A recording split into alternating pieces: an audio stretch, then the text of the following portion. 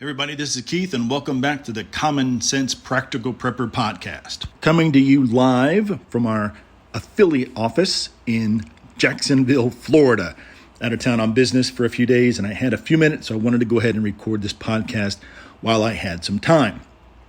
Episode 51, and today is July 25th, 2023. I apologize, we don't get to hear the professional voiceover guy do the intro and outro, but trust me, he'll be back for the next episode.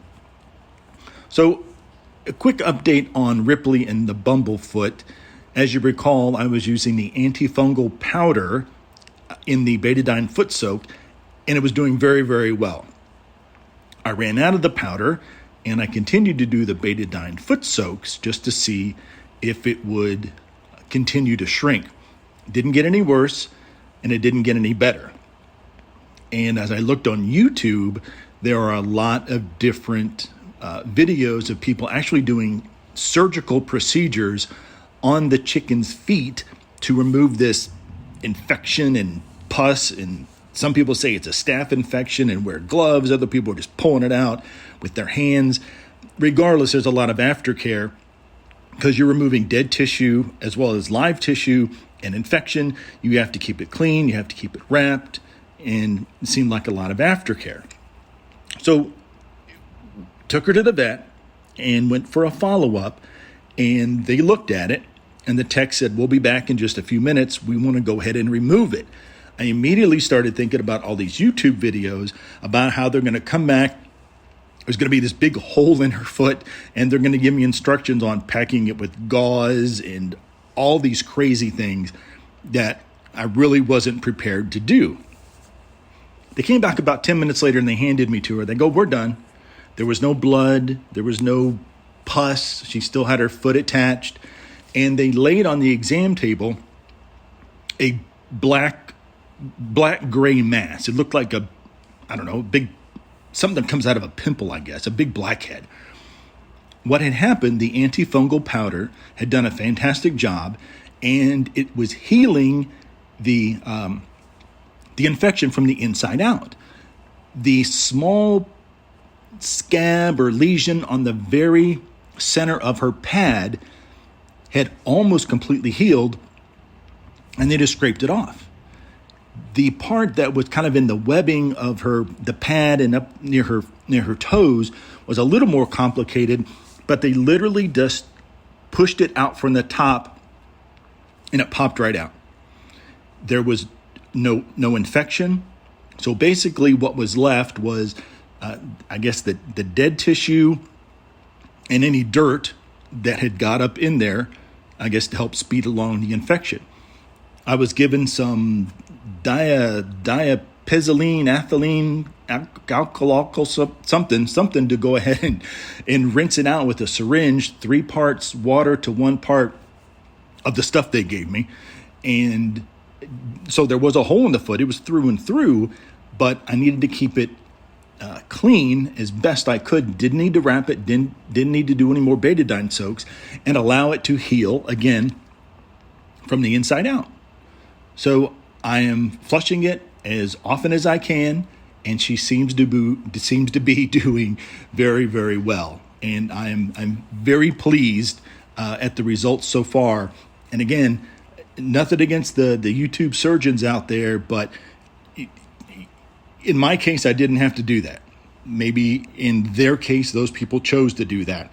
But I went ahead and spent the money and got her taken care of. And I felt better that a professional was at the helm, and now she's on the mend. So Ripley is certainly on the rebound. Okay, let's talk about the economy. And the feds, I guess, are preparing to do their 11th or 12th rate hike. Now, you raise the interest rates, and you, in a way to try to slow down the recession. Well, it's the recession we're not in, but I still think we've been in a recession for quite some time. Now, the news blip I heard this morning was this economist was very surprised that the economy was doing as well as it is given all the rate hikes. it's certainly a trade-off. And this economist certainly thought that the rate hikes would cause more problems than it would solve on a short-term basis. So again, what I heard this morning was consumer prices of all the things were up 3% in June of this year.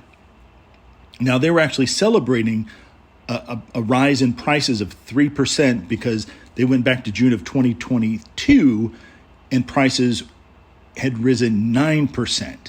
So it's kind of weird. Hey, inflation continues, but at least it's not bad as it was 12 months ago. I'm not really sure if you take that as a win or not. But this economist and the people in this news blip certainly take that as a win. I'm not so sure about that. My bank account and my debit card is still hurting. Went out to eat the other night with my girlfriend and a mutual friend of ours. Small Italian restaurant. Hey, here's a tuna sub. Here's some fries. Here's a soda. Here's the fettuccine. $72 with a tip, and this was not a high dollar Italian restaurant by any stretch.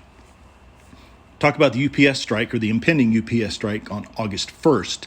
The last time UPS went out on strike was 1997, I believe, and that was 2 weeks, and that did a number on the economy. As you can imagine, a lot of stuff gets shipped worldwide and delivered by UPS.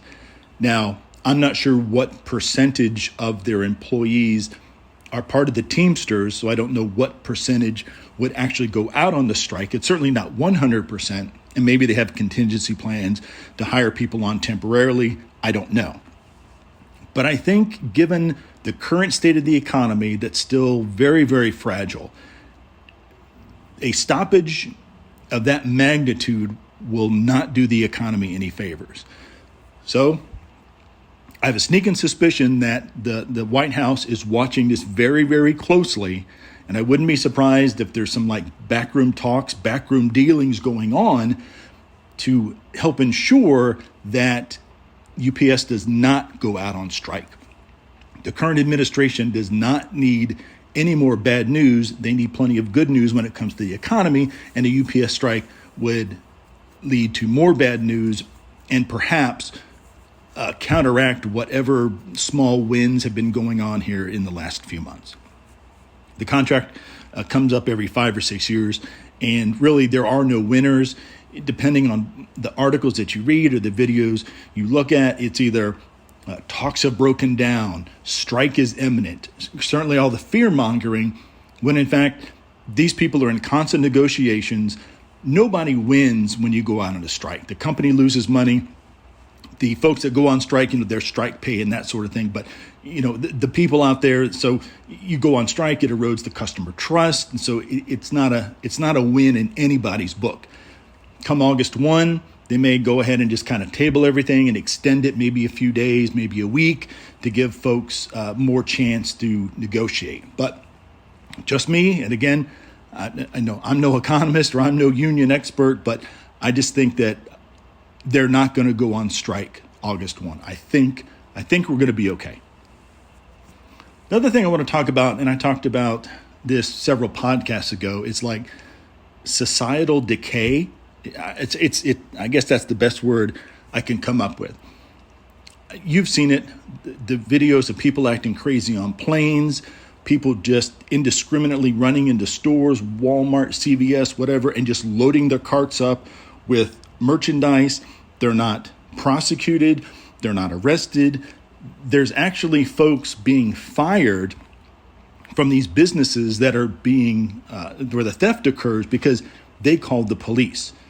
I listened to a blip a couple days ago. A young lady at Lowe's was actually fired by Lowe's because she called law enforcement when there was a theft inside the store. And this is not that Lulu LaRue or whatever. Didn't they have one of their brick and mortar stores?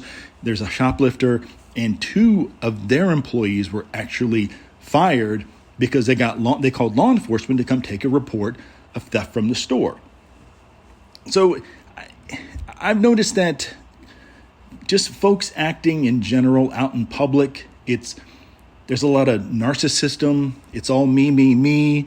Things aren't fair. why are you picking on me? What the rules don't apply to him, so they shouldn't apply to me. And I just see this as another situation that kind of feeds into everything else that's going on in the world that causes me a lot of concern, and which could be, reason 752 why I prepare and why I have long-term food storage solutions. There's just something going on out there, and it's hard to put my finger on, and I don't want to call it, the current generation, the younger generation, but it just feels to me like the younger generation just doesn't care. And I know I'm making a blanket statement, but you just see the way people are act out, the attacks on the street, people being shot and beaten and robbed for no reason other than to take their purse, their wallet, their shoes, whatever it happens to be, or just for fun.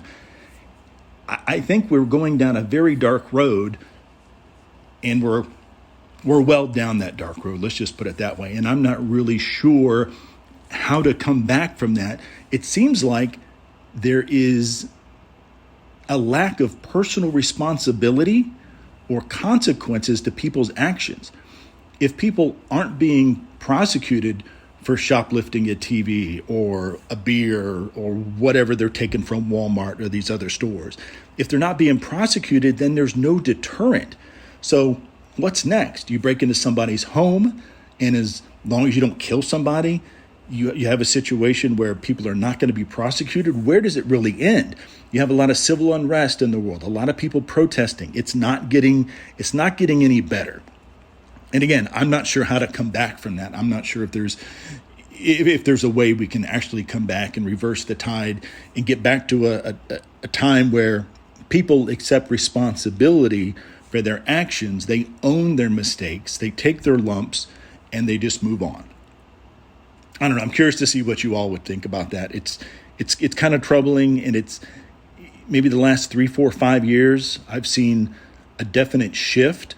It has a lot to do with the ability to get all this information instantaneously online, I'm sure, but yeah, something's just not right somewhere, and I'm not really exactly sure how we've lost our way so quickly. Again, folks, thanks for listening in. If you want to reach me on the Twitter, which is it's like the X, or is it just X? I know Elon Musk changed the name to Twitter to just like an X, and there's the bird's going away, the blue bird. I don't know. You can look for me on the X Twitter at prep_podcast, or search Common Sense Practical Prepper Podcast. Haven't had a chance to check emails lately. You can reach me at practicalpreppodcast@gmail.com. Again, folks, as always, be safe out there. Please take care of one another. And until next time.